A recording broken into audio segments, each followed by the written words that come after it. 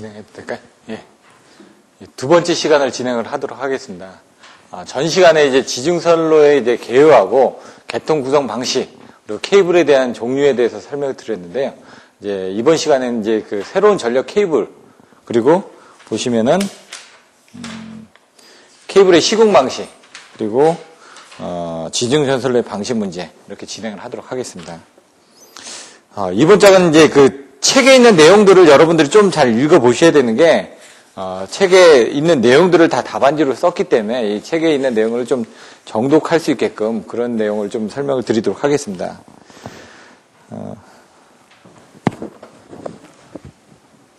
보시면 이제 새로운 전력 케이블.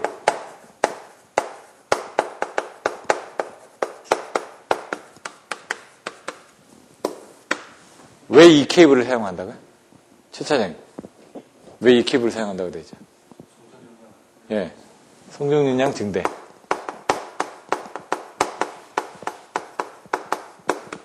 나중에 지중송전술의 송정윤량 증대 방안에 대해서 쓰시면 이런 새로운 전력 케이블에 대해서 쓰시면 됩니다. 근데 이제 가공선하고 비교해가지고 가공선이 이렇고 지중선로는 이렇다 해가지고 지중선 부분에 대한 걸 이렇게 써주시면 조금 더 보기가 좋겠죠, 이제. 송정윤량 증대 방안에 대해서는 가공선에는 이렇게, 이런 케이블들을 사용하는데 지중선로에서는 이런 케이블을 쓴다.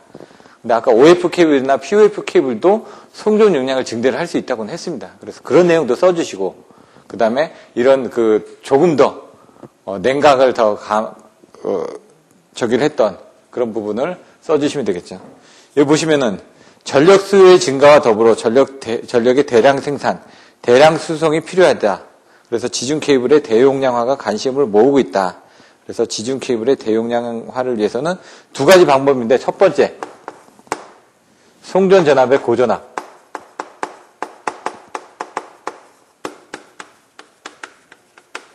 두 번째, 나와 있는 것은 전류 용량의 증대화.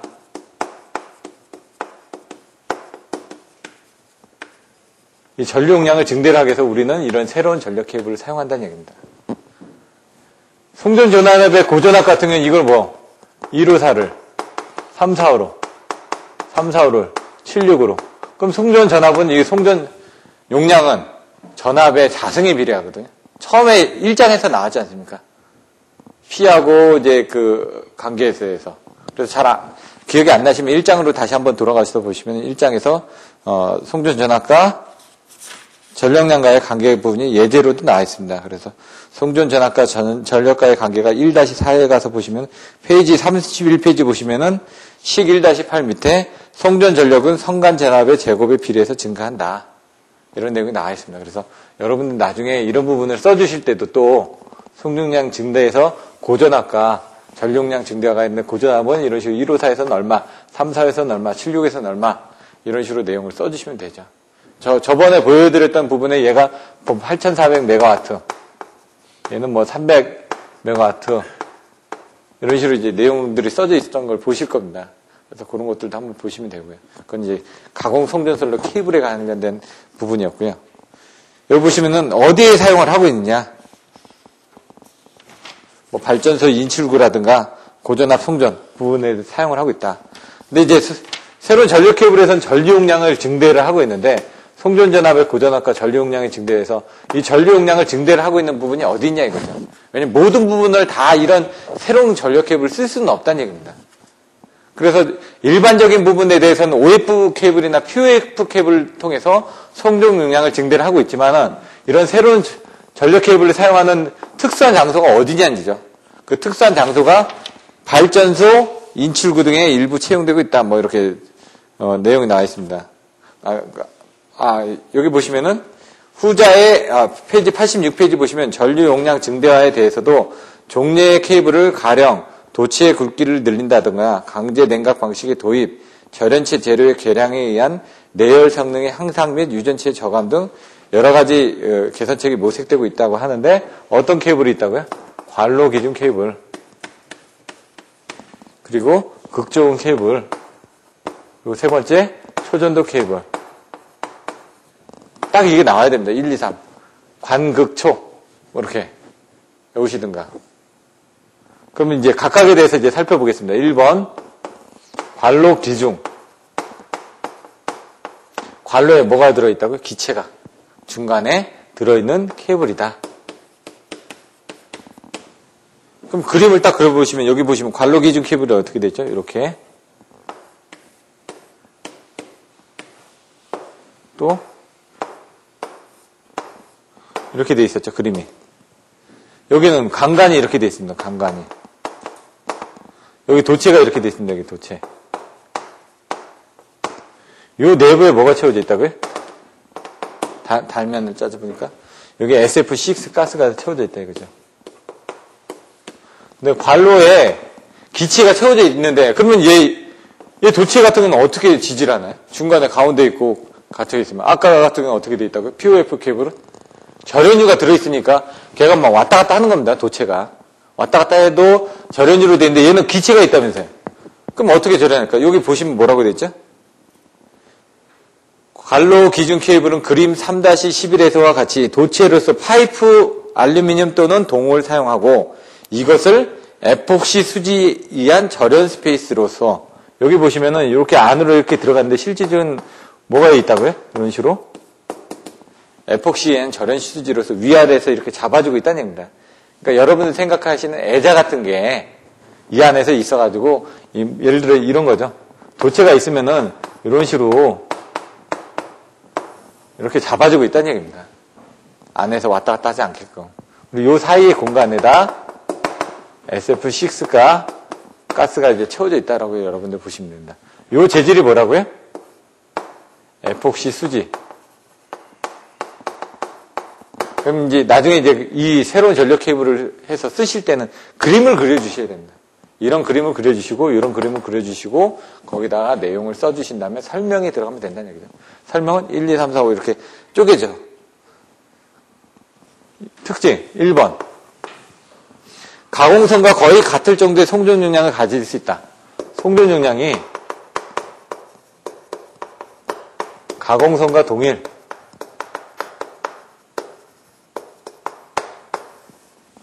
아까 지중선과 가공선의 장단점을 비교할 때 뭐라고요? 지중선이 송전 용량이 가공선보다는 떨어진다고 그랬습니다. 왜? 냉각 때문에. 가공선은 이제 그 외부에 노출이 되어 있으니까 냉각이 잘 되니까 송전 용량이 크다라고 얘기했습니다. 단위 똑같은 스퀘어에 비해서. 근데 얘도 보시면은 도체가 있고 외부에 노출되어 있는데 어떤 기체로 노출되어 있죠. 절연체가 없이. 그 절연체가 기체가 있다 보니까 가공선하고 거의 송전 용량이 동일하다는 얘기입니다.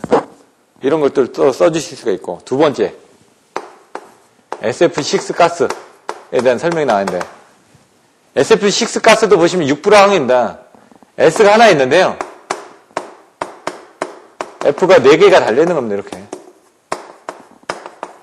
6불화항.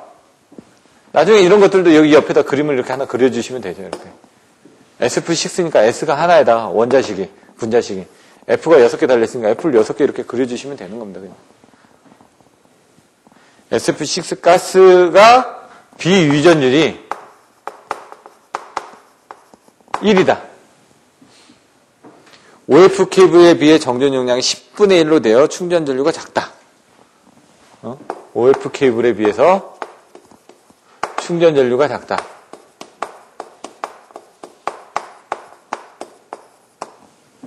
충전 전류 이제 4장에 가서 보시면 C는 0.02413 로그 10을 미프로하는 R분의 D 마이크로 페러 퍼 킬로미터 이렇게 나오죠. 예? 이 충전 전류 부분에 대한 숨어 있는 부분들이 여기 나와 있는데 여기 이제 유전율이라든가 이런 부분들이 들어간다는 얘기죠. 그래서 선로 충전에 의한 장애가 뭐 있었죠?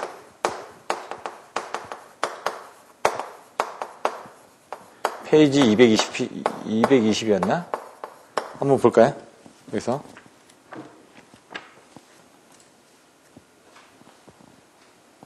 (221이네)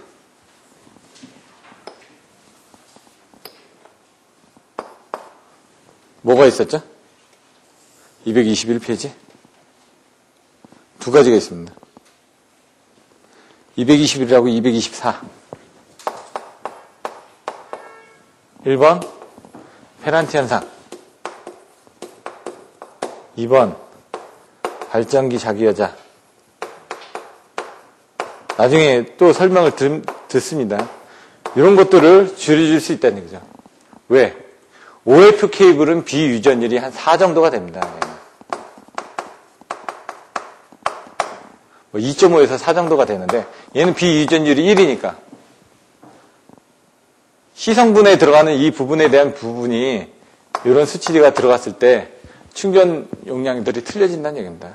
그래서 선로 충전에 의한 장애들도 줄여줄 수가 있기 때문에 충전 전류가 작으니까 이런 내용들도 나중에 보시면 또 써주실 수가 있고요. 그렇기 때문에 충전 전류가 줄어든다는 얘기죠. 얘는 1이고 얘는 4니까 예를 들어 얘가 1이면 곱하기 1을 한다. 얘는 곱하기 4다. 그러면 이제 비율로 해가지고 나중에 계산하다 보면 얘가 4배 정도 크겠죠. 근데 얘는 그런 부분이 아니라 10분의 1 정도로 충전 전류가 작다라고 되어 있습니다. 몇 분의 1? 10분의 1. 이런 식으로. 나중에 보시면 이제 가공선로의 인덕턴스하고 지중선로의 인덕턴스. 그때 뭐 3분의 1, 30배, 20, 30배 제가 설명을 드렸었죠. 이런 내용들도 비교를 해서 보실 때 이런 내용들도 기본성 있는 내용들을 갖다가 여러분들이 나중에 써주실 수 있어야 됩니다. 그 세 번째. 유전체에서는 무시가 가능하다. 왜요? 유전체가 지금 없지 않습니까? 지금. 어떤 절연체 부분이 가스로 되어 있기 때문에.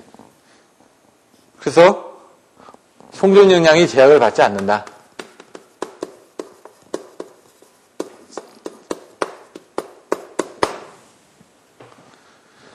네 번째 보시면은 뭐라고 나왔죠? 공장 제조 단위 길이가 짧기 때문에 제조 방법에 대한 부분이 나와 있습니다. 그리고 설치 시 주의점. 길게 만들어낼 수가 없다는 얘기죠. 가스 같은 것도 이렇게 넣어줘야 되기 때문에 이걸 길게 해가지고 가스를 넣을 수 있는 부분이 아니니까 구간 잘라가지고 용접을 해가지고 이렇게 구간 돼 있는 부분을 잘라가지고 용접하고 그리고 용접 다 끝나면 여기다 가스를 집어넣어줘야 되겠죠. 여기 보시면은 용접 시의 적속 방법이라든가 작업 환경에 대한 특별한 주의가 요구된다. 가스가 빠지면 안 되지 않습니까? 근데 처음에 그 POF 케이블 같은 건 어떻게 되죠?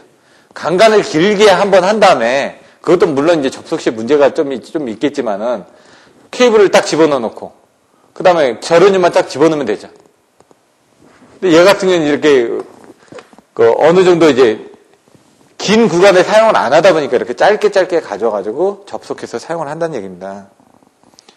그럼 여기 보시면은 설치 시 주의점 제조 방법에 대한 부분 나왔고요. 87페이지 보시면 사이즈에 의한 가격차가 작아서 대용량 시에 유리한 방법이다. 얘를 요만큼 만드나 요만큼 만드나 어차피 제작 단가가 비싸기 때문에 여기 나와 있는 것처럼 3000A에서 6000A 대용량화가 필요한 경우에 경제적으로 유리한 선로다. 그 앞에서 나왔던 것처럼 발변전소의 출입구라든가 이게 IPB 같은 데에서도 사용할 수가 있고요. 왜냐하면 변압기 2차 측이라든가 이런 쪽은 용량이 크지 않습니까? 그렇다 보니까 부스를 쓰는데 그 부스를 쓰는 부분들이 거리가 길진 않죠. 다 짧죠. 그리고 나서 이제 뭐 차단기가 와가지고 뭐 이게 거리가 긴 경우는 어떻게 돼? 케이블을 쓴다든가 할 때는 케이블을 알상당 막 몇 가씩 세 가닥씩 막 뽑아서 쓰는 경우도 있습니다. 저압 같은 데 가서 보시면 막 보이지 않습니까? 이렇게 저압 케이블을 막 몇 개씩 물려놓은 걸. 그걸 부스 바로 가게 되면 되게 간단하게 갈 수가 있는데 마찬가지 얘도 그런 식으로 도체가 가니까 그런 부스바 정도로 생각을 하시면 된다는 얘기죠. IPB 같은 경우 이런 영어로 같이 이제 보시면 될 것 같습니다. 근데 여기다 이제 강제 냉각을 함으로써 500kV에서 8000A 전류를 흘릴 수 있다.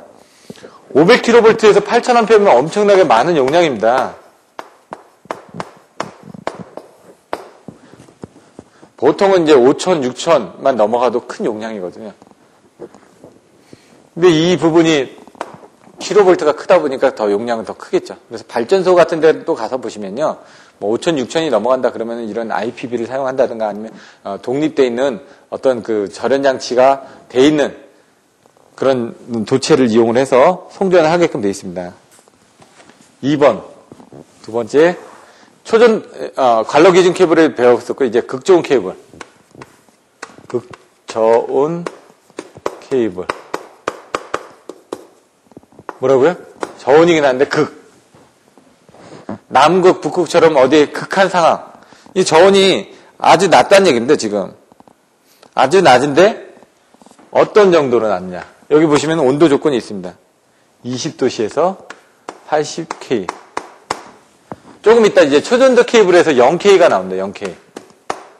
0K가 온도가 어떻게 되냐면 마이너스 273도씨로 돼 있을 겁니다. 20K는 여기다 20 정도를 더하면은 마이너스 한 253도하고 80을 더하면은 마이너스 한 193도. 저온이긴 저온인데 어떤 극저온이다 이거죠. 얘는 이제 초전도 케이블은 더 극고온이 초저온이 될래나? 뭐 그런 용어를 쓰시면 되겠죠. 이런 내용들에 대해서 조금 이따 한번 더 보실 거고요.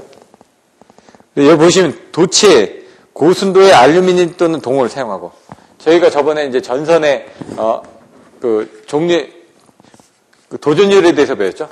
알루미늄이 61%, 그리고 동은 97%, 98%의 도전율을 가지고 있다는 얘기죠. 그래서 어떤 그런 부분들, 거기다 이제 냉각을 해주게 되면은 송전 용량이 더 늘어나겠죠. 그래서 도체 저항을 이 자리, 두 자리라고 되어 있는데, 도체 저항을 두 자리 이하로 낮춰줬다 이거죠.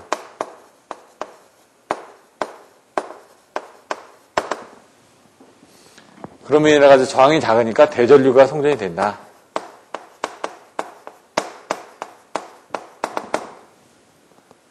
보시면 도체 중공 부분에 냉각 매체 액체 수소를 흘려서 절연을 액체 수소 함침에 절연지를 사용하는 것과 종이와 같은 고체 절연물을 사용하지 않고 진공에서 중공 도체 내부에 액체 질소를 흘려주는 구조의 것이 있다. 그럼 두 가지가 있는데 액체 수소 사용하는 거하고 뭐라고요? 액체 질소 사용하는 그 두 가지의 것이 있다는 얘기입니다. 근데 지금 일반적으로 사용하는 이 그림에는 이 액체 질소를 사용하는 경우에 대해서 설명을 해놓은 겁니다. 아까는 어떻게 돼 있냐? 바깥에 이제 그 냉각하는 부분, POF 케이블하고 똑같다고 생각을 하시면 됩니다. POF 케이블은 이렇게 도체를 3개를 넣고 여기다 절연을 하기 위해서 기름을 넣었죠. 여기는 뭘 넣었다고요? 액체 질소를 넣었다는 얘기입니다.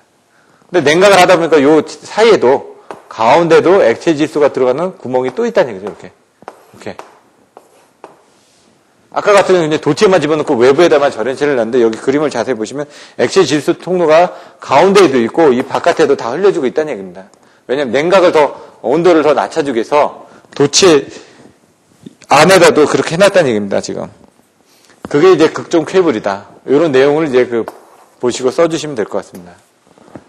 이제 세 번째. 초전도 케이블. 초전도의 온도 조건이 이렇다고 말씀드렸죠. 마이너스 273도씨. 옛날에 이제, 초전도 현상을 이용해가지고 보니까 이렇게 뜨더라고요. 그러니까 자기부상열차나 이런 데도 이런 초전도 현상을 이용할 수가 있습니다. 왜냐면 저항이 없다 보니까 자석등에 가지고 초전도를 이용하니까 얘가 붕 떠가지고 이렇게 뜨는 걸 볼 수가 있습니다. 이런 것들도 초전도 현상을 이용한 거고요. 여러분들이 초전도를 간단하게 보면은 이렇게 온도가 아주 낮아지게 되면은 저항이 없어진다는 얘기입니다. 저항이 없어지면 어떻게 될까요? 무한정으로 송전할 수가 있겠죠. 그럼 그 얘기는 뭐냐면 전류를 저장할 때도 무한적으로 거기서 이제 순환이 되다 보니까 그 초전도 한류 케이블이나 SMAS처럼 보면은 초전도 변압기, 초전도 발전기 이런 식으로 초전도를 사용할 수 있는 부분들이 많아진다는 얘기입니다. 왜냐면 저항에 관련된 성분을 줄여줌으로 인해 가지고 장점이 많으니까. 여기서 이제 초전도 케이블만 나와 있는데 여러분들이 다른 부분에 대해서도 좀 알고 계셔야 됩니다. 초전도 변압기를 썼을 때는 어떤 장점이 있을까? 초전도 전동기를 썼을 때는 어떤 장점이 있을까? 초전도 발전기를 썼을 때는 어떤 장점이 있을까? 이런 식으로. 초전도 케이블에서는 저항이 줄기 때문에 어떻게 송전 용량이 증대가 되는 그런 부분이 있었지만 다른 것들은 저항이 줄므로 인해 가지고 어떤 부분이 발생할 것인가? 여기에 뭐 자기부상 열차 같은 것도 저항이 줄어드니까 더 좋은 부분이 있다. 이렇게 보시면 되고요. 여기서 보시면은 맨 밑에 87페이지 맨 밑에 보시면 절대 온도에서 저항이 0으로 된다는 초전도 현상을 이용해서 무손실 대용량 송전을 지향하고 있다. 그럼 초전도를 하기 위해서 88페이지 보면 어떤 걸 쓰냐. 여기서는 액체 질소를 썼는데 여기서는 액체 헬륨 또는 액체 질소 썼는데 0도씨까지 낮추려면은 돈이 많이 들어가겠죠. 얘 같은 건 어떻게? 4에서 5도씨 K, OK. 도가 아니라 OK. 그럼 이걸 하기 위해서는 어떤 재료를 사용했냐? 니옵이냐? 니옵 티탄 등의 재료를 이용해가지고 액체 헬륨이나 액체 질소를 흘려서 4에서 5K 정도로 온도를 낮췄다는 얘기입니다. 그래서 전기저항이 거의 내려갔다. 그럼 여기하고 똑같겠죠? 근데 지금 극존 케이블하고 구조가 비슷한데 이제 틀려지는 부분이 냉각하는 부분들이 이제 들어가는 게 더 많은 거죠. 아까는 여기하고 여기만 들어갔었죠. 그리고 여기를 채워졌는데 여기서는 어떻게? 바깥에 여기 또 채워지는 이런 부분들이 또 있다는 얘기죠. 이렇게. 그리고 여기 부분에 또 채워지고 여기도 채워지고 이렇게 세 개가 있으면 여기도 채워지고 여기도 채워지고 여기도 채워지고 여기도 채워지고 온도를 낮추기 위해서 더 채워질 수 있는 부분이 더 많아진다는 얘기입니다. 얘는 아까 20에서 80K라면서요. 그러니까 이렇게까지만 해도 됐는데 얘는 온도를 더 낮춰줘야 되니까 여기서 더 낮춰주려면은 바깥에다 또 낮춰주는 부분이 더 있어야 된다는 얘기죠. 왜 외부로 온도가 방출이 될 거 아닙니까? 그걸 하나 더 씌워줘서 여기서 또 바깥으로 온도가 나가지 않게끔 이렇게 바꿔주는 부분을 이렇게 했다는 얘기입니다. 요걸 하나 알고 계시고 여기서 차이점은 뭐냐? 이런 부분이 더 차이가 있다. 이런 내용을 보시면 됩니다. 그리고 이제 또 바깥에 또 이렇게 차폐를 또 하나 또 해줬죠. 온도를 낮춰주기 위해서는 자꾸 쌓아야 되니까. 코일을 싸든 뭘 싸든 여기서도 보시면 동으로 해가지고 계속 쌓아놨죠. 접속을 해가지고 중간중간에 진공도 들어가 있고요. 왜냐면 진공이 들어가 있다는 건 뭐죠? 여러분 보온병들 보시면 안에 어떻게 돼 있죠? 진공이 돼 있습니다. 뜨거운 걸 계속 보온하기 위해서 아니면 차가운 걸 계속 보온하기 위해서 쇠하고 쇠 사이에 진공을 인으로 해가지고 열 전달이 안 되게끔 만들어진다는 얘기죠. 여기도 이제 진공들이 들어가 있으면서 열 전달을 안 되게 해주면서 주변에 또 냉각을 해주는 거죠. 이게 뭐 드라이 아이스처럼 계속 여러분들이 스티로폼 안에다가 어디 놀러 갈 때 어떻게 하지? 얼음이라든가 드라이 아이스를 넣으면 더 낮춰져가지고 오래 냉각을 시킬 수 있지 않습니까? 마찬가지로 얘도 냉각을 시켜주기 위해서 중간중간에 여러 가지 포인트에다가 이런 것들을 집어넣고 있다는 얘기입니다. 근데 얘 같은 경우는 지금 500kV에서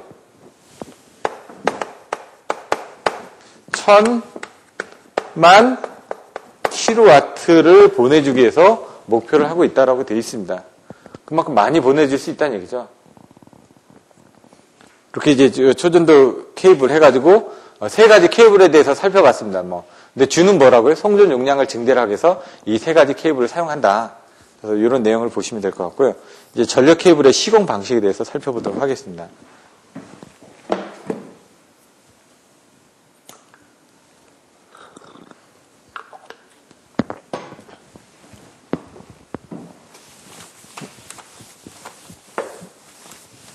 전력 케이블의 시공 방식에서는 직매식, 관로식, 전력구식 이렇게 세 가지 대해서 살펴보게 될 텐데요.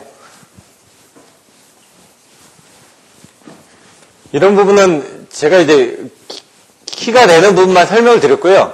여러분들 이걸 좀 정리를 하시는 훈련을 좀 하셔야 됩니다. 왜냐면 나중에 문제가 나왔을 때 답안지를 쓰기 위해서는 어떻게 해야 되는지 내용을 여러분들이 정확하게 알고 계셔야 되니까요. 나중에 이제 케이블에 대한 그 손실 같은 게 연습 문제 나와 있는데 그거는 그때 가서 또 설명드리고요. 그러니까 케이블 같은 건 보통 저항이 이렇게 될 겁니다. 이렇게 낮은 온도에서 온도가 올라갈수록 저항이 이렇게 될 겁니다. 근데 초전도 케이블은 어떻게 된다? 이렇게 일정하다가 어느 정도 온도가 이상이 되면 뚝 떨어진다는 얘기죠. 요게 몇 도라고요? 마이너스 273도에서 여긴 저항이고 여기는 온도고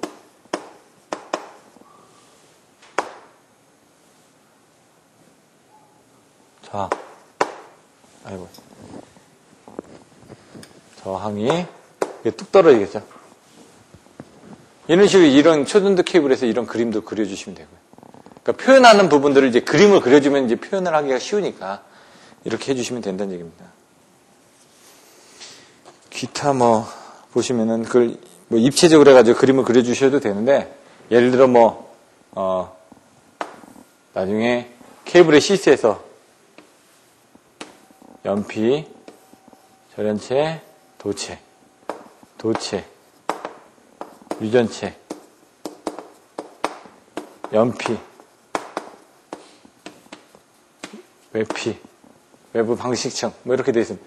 나중에 도체에도 보시면 저항 성분에 대해서 연습 문제 나옵니다. 연습 문제 보시면은 이걸 이따가 설명드릴 건데, 어디냐.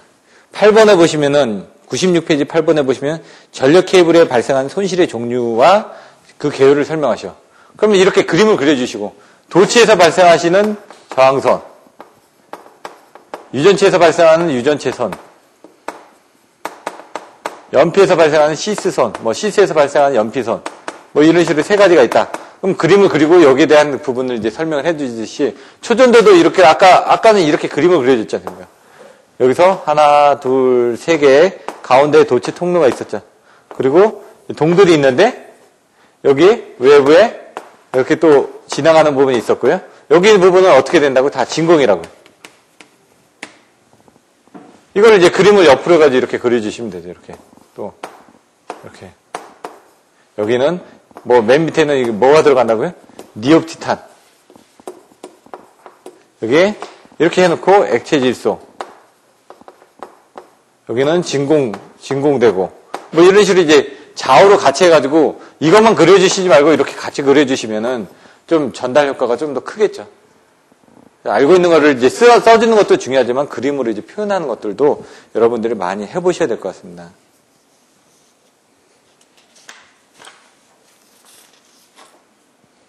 이제 지중 케이블의 포설 방식에 대해서 설명을 드리면서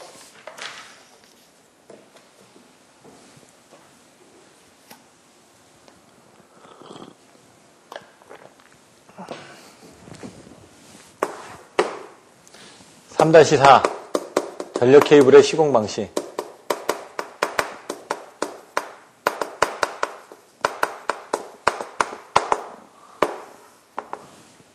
시공 방식에는 어떤 게 있다고요? 세 가지. 첫 번째, 직매식. 두 번째, 발로식. 세 번째, 전력구식. 얘를 망거식이라고도 하고, 사용하는 부분들 책에 보시면은 뭐 직매식에는 트로프를 쓰고 이런 내용들이 나와 있습니다. 관로식에는 관로 인입을 하고 뭐 직접 매설식, 관로 인입식. 저번에 관로 부분에 대한 사진을 보여드렸습니다. 저번주에. 전력구에 대한 사진들도 보여드렸고요. 이런 것들, 직매식 같은 건 여기 이제 책에 그림이 나와 있으니까 이 세 가지를 하는데 페이지 88페이지 보시면은 어떻게 나와 있죠? 직접 매설식, 관로인입식, 안거식의 세 가지가 주로 사용되고 있다. 근데 지금 여기 보시면은 그 외에 뭐 교량 첨가식, 전용교식, 수저식, 가공식 등이 또 있다라고 돼 있습니다. 근데 이제 주로 사용하는 세 가지 부분에 대해서만 여러분들이 써주시면 된다는 얘기죠. 89페이지에 보시면은 직매식이 있습니다. 직매식의 가장 큰 부분을 여기 보시면 그림이 나와 있습니다. 그림이. 직매식. 그림. 딱 보면 땅을 파가지고 직접 묶는 겁니다. 근데 직접 묻다 보면 이제 외피에 어떤 손상이 일어날 수도 있으니까 여기다 그냥 간단하게 콘크리트 이렇게 트로프를 놓고 여기다 케이블을 이제 삼각배를 하죠. 삼각배를 해놓고 이 사이에다 이제 모래를 채우는 겁니다. 왜냐면 케이블이 손상이 덜 입으라고. 아니면 이 트로프가 없는 경우는 트로프 대신에 여기 나와 있는 관로를 이용한다. ELP 관을 이용해가지고 그 안에 넣는다든가. 전력구식 같은 경우는 트로프가 없이 어떻게 가대에다가 클리트 위에다가 저번에 올려놨죠.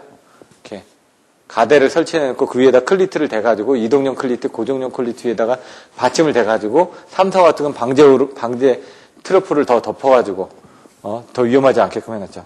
이렇게 해놓고 난 다음에 여기다 이제 뚜껑을 닫죠. 이렇게 콘크리트 뚜껑을 닫고 그 다음에 여기다 이제 모래를 다시 채우는데 모래 채우고 흙 채우는데 요 길이가 몇 미터 이상이 돼야 된다고요? 1.2m가 이상이 돼야 된다는 얘기예요. 왜냐하면 여기 도로가 될 수도 있고 하중을 받을 수가 있으니까. 근데 하중을 닿지 않는 구간에 대해서는 0.6에서 0.8m까지 이렇게 줄여줄 수 있다는 얘기입니다. 땅 파는 길이가 아니라 여기 표면에서 여기에서 여기까지 그 거리라는 얘기입니다. 지금 중간중간에 이런 데 보시면 이제 지중 공사를 해놓고 나서는 보호판을 깔고 보호 시트를 보호판은 이런 식으로 플라스틱으로 된 것도 있고 쇠로 된 것도 있습니다. 보호판을 이렇게 깔아 놓고 가는 거죠. 그리고 여기다 다시 흙을 붓고 이 위에다가 보호 시트, 테이프 이런 식으로 테이프를 한 3열 정도 이렇게 깔아두면은 포크레인을 찍더라도 이거나 이 중에 하나가 딱 보여줄 거 아닙니까? 그럼 더 이상 못 찍게끔 그렇게 이제 보호 시트를 깔아놓는 거죠.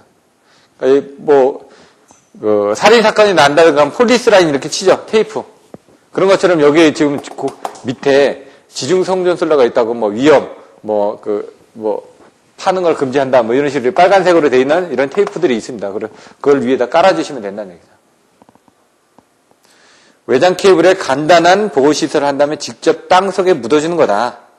소종의 깊이까지 파서 토관 또는 철근 콘크리트재 트로프 등의 방어물을 깔아서 이 속에 케이블을 넣고 그 주위를 모래로 꽉 채워서 그 다음에 뚜껑으로 덮어준 다음에 흙으로 묻어두는 것이다. 그래서 중량물의 압력을 받는 곳에서는 1.2m 이상으로 해야 된다. 관로식에 비해서는 공사비가 싸다 이거죠. 그냥 파가지고 하면 되니까. 관로식은 이렇게 한 다음에 ELP를 또 깔고 중간에 매너를 만들고 이런 같은 경우는 이제 직매식으로 이제 할 때는 계속 긴 거리를 하는 경우는 아니고요. 어디 짧은 거리 같은 거 하는 경우에 이런 게 하겠죠. 근데 긴 거리를 해야 되는 경우는 케이블을 접속을 해야 되니까 여기를 접속을 해놓고 이걸 하려면 유지보수하기가 힘들지 않습니까? 유지보수할 수 있는 매놀이 있다든가 그렇게 되기 때문에 이런 구간 같은 경우는 옛날 초기에는 많이 썼지만 지금은 관로식이나 전력구식으로 다 바뀌어가고 있습니다. 그래서 그런 내용이 나와 있습니다. 이 방식의 특징은 관로식에 비해서 공사비가 싸고 케이블의 열 발산이 좋아 허용전류가 크며 케이블의 도중 접속이 가능하므로 케이블의 융통성이 있고 공사기간도 짧다는 장점이 있다. 근데 케이블이 손상을 받기도 쉽고 재시공이나 증설이 곤란하고 보수 점검이 불편하다는 결점이 있다. 중간에 연결하기가 쉽다고 하는데 대부분은 지금은 이런 방식을 사용하지 않기 때문에 이렇게 돼 있다는 정도만 여러분들 알고 계시면 될 것 같고 이제 관로식으로 넘어가겠습니다. 관로식은 ELP관을 깝니다. ELP관이 이제 주름관처럼 되어 있거든요. 이렇게 보시면은 이렇게 플라스틱 주름관이 이렇게 되어 있습니다. 이렇게 케이블도 시스를 보시면은 이렇게 되어 있습니다. 요 위에다가 다시 이렇게 해가지고 어느 정도 구부리기도 좋고 왜냐면 힘을 받아야 되니까 그냥 일자로만 내있으면 이게 구부러지나요? 안 되죠. 주름이 있어야지 잘 구부러지니까.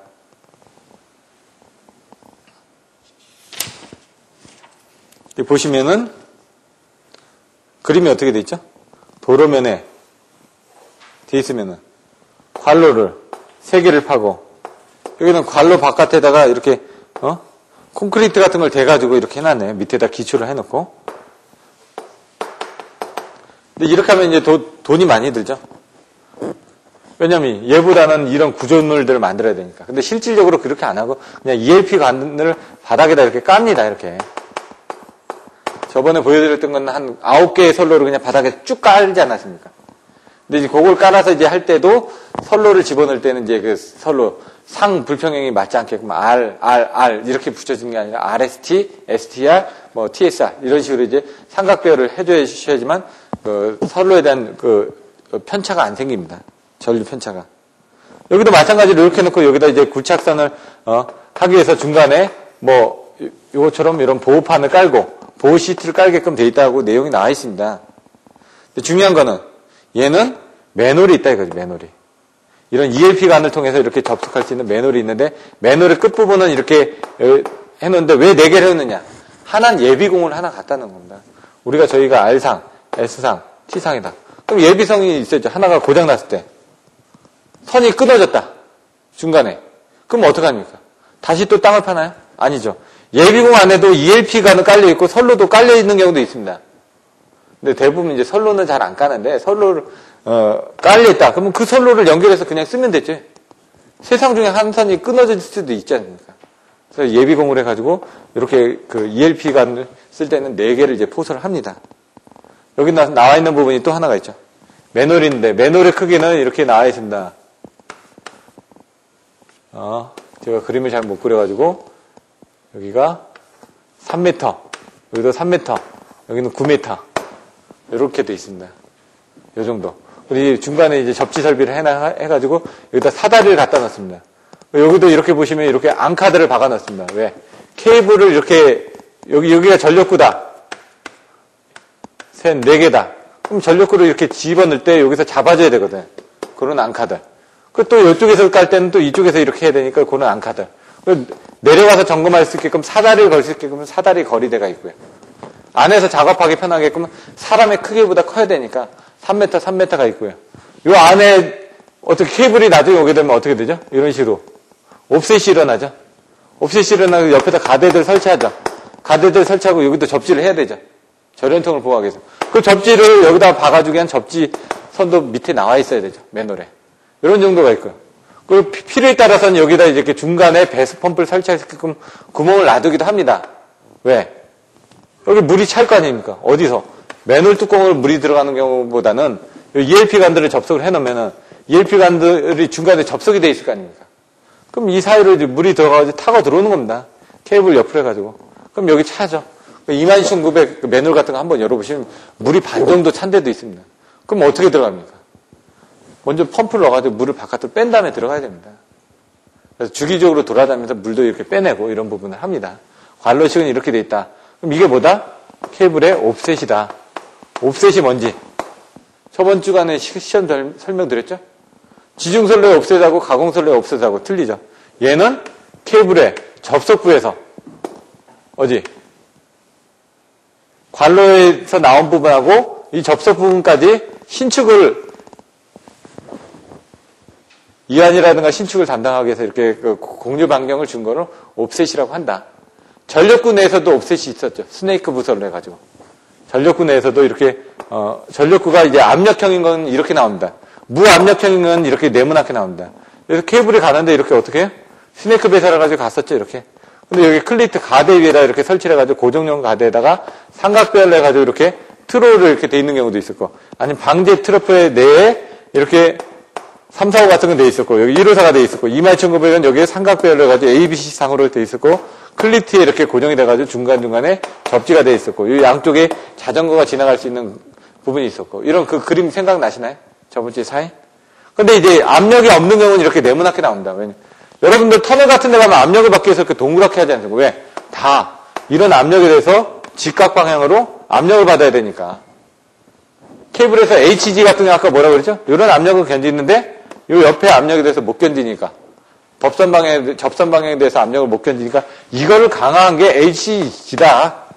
이렇게 이런 게 생각났을 때 여러분들이 그런 것들도 같이 생각나서 연산해서 해주셔야지만 오래오래 기억난다는 얘기입니다. 근데 중요한 거는 갈로식은 3에서 9의 선, 직매식은 3의 선 이하. 3에서 9의 선, 얘는 9의 선 이상. 이렇게. 그럼 한번 볼까요? 관로식. 강관, 흉관, 철근, 콘크리트 관 등을 사용해서 수가닥 내지 수십 가닥의 관로를 축조하고 적당한 간격, 일반적으로 100에서 200m라고 그러는데 한 300에서 400m 정도 합니다. 왜냐면 100에서 200m마다 이거를 설치하기가 쉽지가 않으니까. 근데 ELP관 같은 건 한 35m에서 50m 정도 나오거든요. 50m 정도. 그럼 ELP관을 여러 번 연결을 해야 되겠죠. ELP관 자체를. 케이블은 한 번에 다 그 거리를 맞춰서 나옵니다. 왜냐면 이 맨홀을 만들 수 있는 위치가 있을 겁니다. 도로마다 가다 보면 적당한 위치에다 설계를 해야 되는데 주변에 뭐 지작물이 있거나 그러면 안 될 거 아닙니까? 그런데 없는 데다 맨홀을 설치를 해야 되다 보니까, 그리고 이제 한번 도로를 깔아놓은 상태에서는 2년 안에는 굴착을 할 수가 없습니다. 그래서 아예 처음에 도로를 깔기 전에 미리 루트를 통해 가지고 이런 지중 케이블을 설계를 하거나 그런 부분이 또 필요합니다. 관로식은 직매식과 비교해서 건설비가 많이 들고 공기도 길어지지만 사고가 적고, 사고가 나더라도 땅을 파낼 것 없이 그냥 맨홀에서 케이블을 관로로 뽑아내어 쉽게 복구할 수 있는 장점이 있다. 아까 말씀드렸던 것처럼 이런 식으로 이제 빼내고 다시 넣을 수도 있는데 아니면 기존의 예비 관로를 통해 가지고 쉽게 케이블을 집어넣어서 쓸 수도 있다는 얘기죠. 90페이지로 가면 지중선 루트에서 케이블 회선수가 3회선 이상 9회선 미만일 경우, 또 장내 회선 증설이 예상되는 경우, 또 굴착 작업이 곤란한 경우 미리 이렇게 관로를 깔아놓고 나중에 증설에 대비를 하고 있다는 얘기인데 우리나라에서 가장 많이 적용되는 공사 방식이라는 얘기입니다. 지금 관로를 까는 부분들이. 전력구는 더 돈이 많이 들어가기 때문에 아직까지 전력구 부분은 많이 하고 있지는 않고요. 관로식을 많이 사용하고 있다는 얘기입니다. 3번에 이제 전력구식을 한번 보겠습니다. 전력구식에서는 이제 하나만 사용하는 게 아니라 그 안에 통신이라든가 전기라든가 뭐 여러 가지 기계에 관련된 부분들, 뭐 전화, 전기, 가스, 하수, 상수 이런 것들을 같이 해서 이제 연결을 해서 할 수도 있다는 얘기입니다. 3번 전력구식. 여기는 암거식이라고도 나와 있습니다. 이 방식은 터널과 같은 구조물 내에 케이블을 시공하는 방식. 이런 식으로 이제 터널과 같은 부분에다 시공을 한다는 얘기죠. 여기는 이제 전력구 같은 경우에는 이 터널인데 압력구가 있을 경우, 이건 무압력구인 경우, 이런 식으로 이제 보시면 된다. 이런 것 같으면 한 지하, 한 20-30m 이하로 내려갔을 경우, 요거는 지하 한 3에서 한 5층까지. 그러니까 뭐 보통 지하 한 3층, 5층까지, 이런 건 지하 10층. 이런 경우는 압력을 받으니까 이렇게 가야 된다는 얘기입니다. 근래에 와서 많이 쓰고 있는 공동구식도 암거식의 일종이다. 공동구식 같은 경우는 안에 매너를 뚫어놓고 그 안에 전기라든가 전화라든가 가스라든가 이런 것들을 같이 쓰고 있는 거고요. 암거식 같은 경우는 그 안에 아까 보시는 것처럼 345, 154, 22,900에 대한 케이블을 보내고 있다는 얘기죠. 보통 케이블 한 건의 길이는 150에서 200m를 지나지 않으므로, 네, 그거는 이제 맨홀의 길이에 맞춰서 제작은 해줍니다. 그래서 보통 300m에서 400m 이상은 넘기지는 않습니다. 최대 거리가. 왜냐하면 저희들이 가공선로도 보시면은 그 이격거리들이 그 정도만 나오게끔 되어 있습니다. 왜냐하면 케이블이 그 정도 이상 되게 되면 이제 하중이라든가 아니면은 문제가 생기기 때문에. 요거 같은 경우는 케이블 맨홀이 너무 길어지게 되면 이제 관리할 수 있는 포인트들이 좀 있어야 되겠죠. 일반적으로 케이블의 접속 장소가 송배전 계통의 절연상의 취약점으로 되고 있다. 그렇지.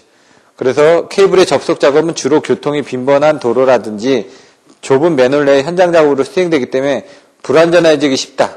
그래서 이런 것들을 맨홀을 통해 가지고 하는데도 한계가 있다는 얘기죠. 관로식에서. 그렇기 때문에 전력구식에서는 일체적으로 다 관리를 할 수 있게끔 한다는 얘기입니다. 이제 표 3-3에 보시면 전력구식은 다른 설명이 안 나와 있고 이런 부분에 대한 것들을 이제 그 장점 단점을 표 3-1에 있는 직내식 그리고 관로식 전력구식 이 세 가지에 대한 장점과 단점으로 비교를 해놨으니까 이 부분을 보시면 될 것 같습니다. 여기는 돈에 관련된 부분이 먼저 나오겠죠. 공사비, 소, 중, 대 이런 식으로 써주셔도 되고 공사비로. 그 다음에 열 발산. 얘가 제일 좋겠죠. 얘는 이제 공기중으로 절연하는 거고 얘는 공기중으로 절연하는 건 마찬가지인데 관로를 통해서 절연하는 거고 얘 부분은 땅하고 바로 붙어 있으니까 열 발산이 더 쉽겠죠. 그런 부분이 또 틀려지고요. 공사기간, 돈, 그 다음에 열방산, 그리고 융통성, 고장복구, 보수점검 이런 부분을 해가지고 이런 내용들을 정리를 해서 보시면 될 것 같습니다. 단점도 마찬가지로 공사비라든가 이런 식으로 해가서 정리를 해서 장단점이 반대가 되겠죠. 그런 식으로 이제 여러분들이 정리를 해주시면 될 것 같습니다. 잠깐 또 쉬었다가 이제 지중전선로의 방식 문제 하고 그 다음에 그 4장 부분도 이렇게 또 진행을 하도록 하겠습니다.